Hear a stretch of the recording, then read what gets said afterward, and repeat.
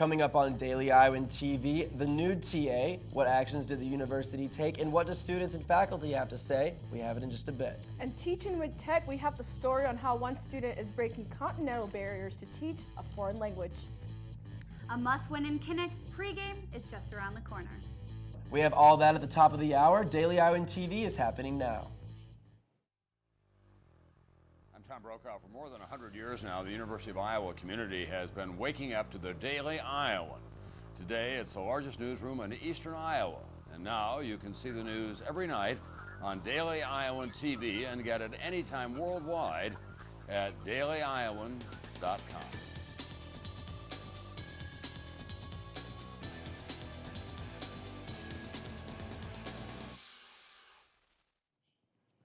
Thanks for tuning in this evening. I'm Reed Chandler. And I'm Muriel Kone.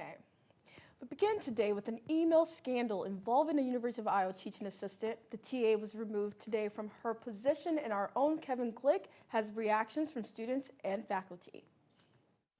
The University of Iowa TA, who went viral yesterday for accidentally sending explicit photos, has been removed from teaching the class who received the photos in question. The worldwide news story has Iowa City buzzing, and students have been reacting since the news broke yesterday morning. I think it's funny, but I also think it's sort of embarrassing for the university, especially with the rankings for #1 party school, whatever. It's just pretty bad publicity for us. UI professor Dr. Leo Echo thinks the school handled the situation correctly, saying it was only a mistake and did not cross the line into being harassment. All teaching assistants need to realize that they have to separate their personal lives from their official lives.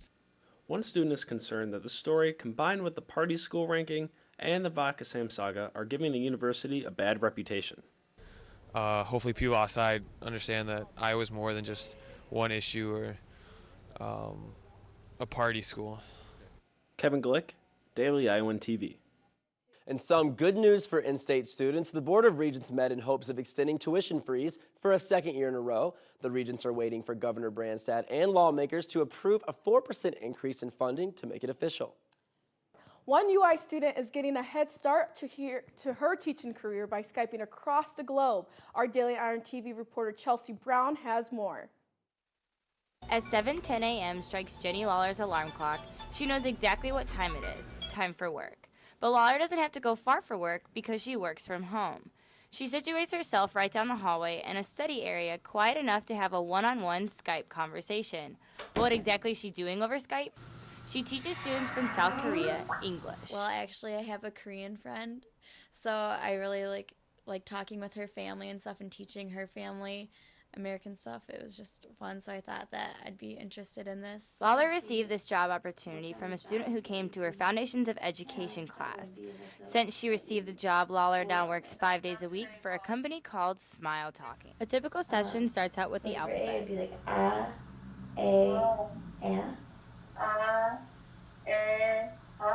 But Lawler's job is not only to work on the pronunciation of words. In like England, they're not like, even though they learn like English language, they want them to know like American accents and like American slang and stuff, so that if they come to America in the future that they'll know like the American culture. Through these Skype sessions, Lawler helps students look at real-life aspects of the American lifestyle.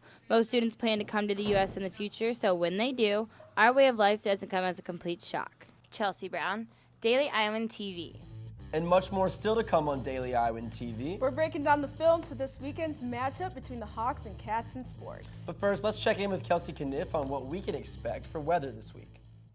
Hey guys, some good news for you. The sun's back tomorrow morning with temps in the upper 30s. We'll reach a high of 52 degrees in the afternoon, and temperatures will cool off to 37 degrees in the evening. Now a look at the rest of this week's weather. It'll be a high of 54 on Saturday, so be sure to bundle up if you're going to the football game. We'll see a slight increase in temps come Sunday with mostly sunny skies. Temperatures will stay in the upper and mid-50s throughout the week, and showers are expected Tuesday and Wednesday. That's all I have for weather. Back to you guys at the desk. The University of Iowa is home to UI Reach, and that's a pretty unique program, Muriel. Yes, it is. Here at the Daily Iowan, we have the pleasure of working with one student from the program, and she helps us run this show. Our own Stefan Duran will give us a closer look into UI Reach in this week's Spotlight Iowa City. Thanks, guys, and welcome to this week's Spotlight Iowa City. The University of Iowa is unique in many different ways, and unlike many major colleges, Iowa has a special program for college-age students faced with various learning disabilities. Earlier this week, I took a closer look at some of the opportunities this program has to offer. Realizing Education and Career Hopes is more commonly known as the University of Iowa's REACH program. This 2-year college program for students with learning disabilities offers classroom learning experiences along with multiple internship opportunities. With both the classroom and hands-on learning REACH offers, students are grateful for their experiences. Most people with disabilities would never have this experience, and I just think having a college experience really helps. You could be a little bit more social and ready to go to the real world. Because the internships aren't offered until the second year, the first year is spent trying to learn more about each student and determining what abilities might be realistic. All this is combined with efforts to find the actual internships, which has proven to be a challenging task within itself. Say a couple years ago when we spent the summer searching, we got a lot of no's, but this last summer we got a lot of yeses. So it just sort of depends on how the economy is and what jobs we're looking for sometimes. Although the process involving classes and internship preparation is long, students always seem to approve of their internship placement. I just found out about my teachers, and somebody said, you got an interview at the Royal Bike was an internship there. And you were happy. And after talking to some REACH students about their opportunities on a Big Ten campus, they never failed to mention how proud they were to be a Hawkeye. Back to you guys. Big Saturday for Iowa football this weekend, Reed. That's right, Muriel. Black and gold and Northwestern in must-win situations in Kinnick Stadium, and our daily Iowan TV Sports pregame staff has everything you need to know. Guys?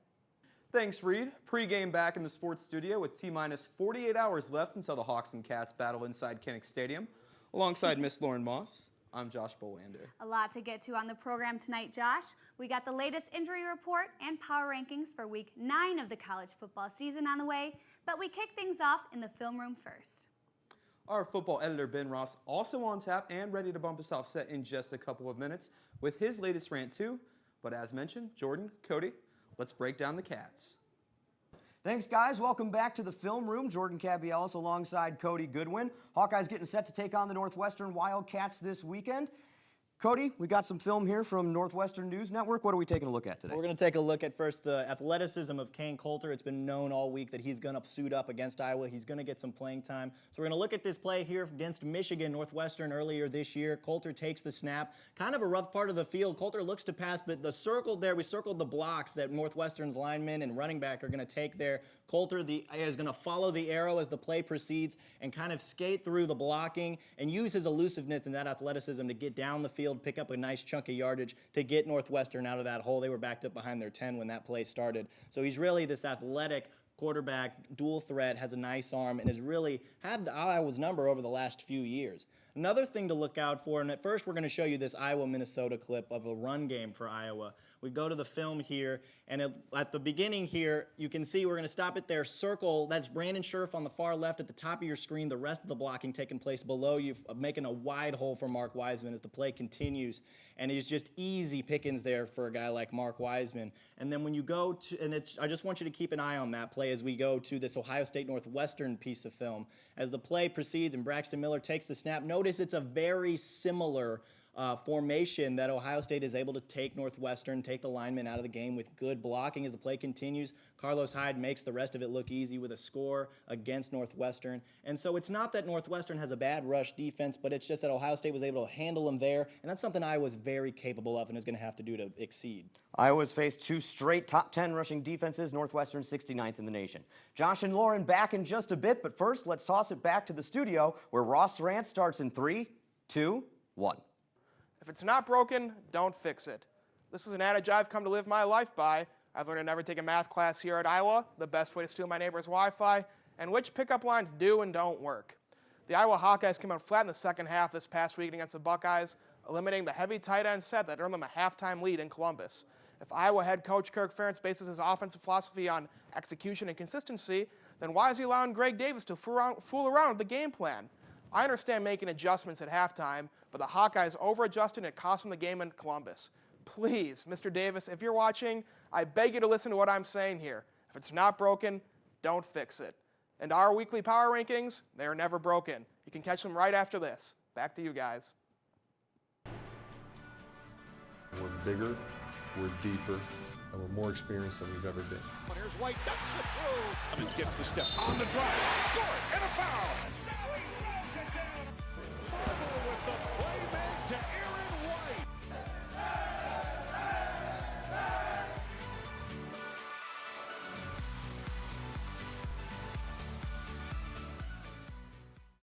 Thanks for that, as always, Ben. Now, tight ends firing on all cylinders as of late, but if the black and gold plan on controlling the tempo in this one, the injury bug needs to cooperate. Daily Iowan TV Sports' Allie Raisley and Whitney Blakemore have the latest. Thanks, Lauren, and welcome back to the latest installment of our pregame injury report, where we plan to keep you up to date on the health of the Hawks before every Saturday for the remainder of the 2013 season. That's right, Whitney, and this weekend, the Hawks will be without their key senior defensive end, Dominic Alves. Out with a back injury, Iowa will definitely miss this Hawk, who has 4 tackles for loss and a sack for Phil Parker's defense this season. Good news for the black and gold, Anthony Hitchens is expected to start after going down momentarily against the Buckeyes last weekend. One defensive player that has finally worked his way back into the fold from the injury is sophomore Jordan Lomax. He has been out since the season opener versus Northern Illinois due to a hamstring injury, and for this weekend is listed number 2 on the depth chart behind defensive back B.J. Laurie. It's nice to see him finally back on the 2 deeps, but Allie, this does not mean that freshman Desmond King, who replaced Lomax for 6 games straight, is out. He is still expected to start at right corner this weekend and earn Big Ten Freshman of the Week honors for his play in Columbus and has averaged north of 5 tackles a game. Many of Iowa's offensive players took major hits against the Buckeyes, including Mark Wiseman, Adam Cox, and Damon Bullock. Luckily for Greg Davis's offense, Wiseman and Cox will be playing this weekend, and as we saw on Saturday, Bullock returned to the game and led the Hawkeyes in rushing yards. Yeah, Whitney, and post-game, Bullock told us that he just got the wind knocked out of him and he's good to go. Well, now let's quickly talk about our opponent this weekend, Northwestern. Their starting quarterback, Kane Coulter, was listed as day-to-day earlier this week, but according to the recently released 2 deeps, he is now expected to start. While Coulter is listed on the depth chart, their running back, Vernick Mark, is still out from an ankle injury that occurred against Wisconsin 2 weeks ago. One more player banged up for the Cats, defensive tackle Sean McEvely, who has missed 4 games with a foot injury, will once again be replaced with senior Will Hampton. Well, that's all we have to report this week for injuries. Josh, Lauren, back to you. Now we'll toss things back to the news desk in just a bit. But before we do, let's get you out of here with our brand new producer power rankings for week 9 of the college pigskin season. Purdue, basement, no surprise there at number 12. Minnesota, Indiana, and Illinois fill spots 11 through 9, respectively. The hometown Hawks seem to have set up camp in our number 8 spot, with this weekend's opponent Northwestern coming in at number 7, and Penn State and Michigan penciled in for our numbers 5 and 6 positions. Bo Pelini's Huskers continue their ascent back to the top of our power rankings at number 4. The Spartans climb all the way to number 3 this week with Wisconsin and who else? Ohio State rounding out this week's batch of rankings. Well, thanks for joining us tonight on Pregame, and be sure to tune back in this Sunday for full highlights and analysis of everything's Wildcats and Hawkeyes. And remember, on Iowa, And go Hawks. Well, that is all we have for you guys on this edition of Daily Iowan TV. But be sure to catch our Friday's edition of the Daily Iowan. Read about the Iowa City City Council candidates. And also read about what Iowa City organization is celebrating turning 50 years old. Thanks for tuning in this evening. We'll be back at the same time on Sunday, or you can catch us anytime online at dailyiowan.com. Have a wonderful night, everyone.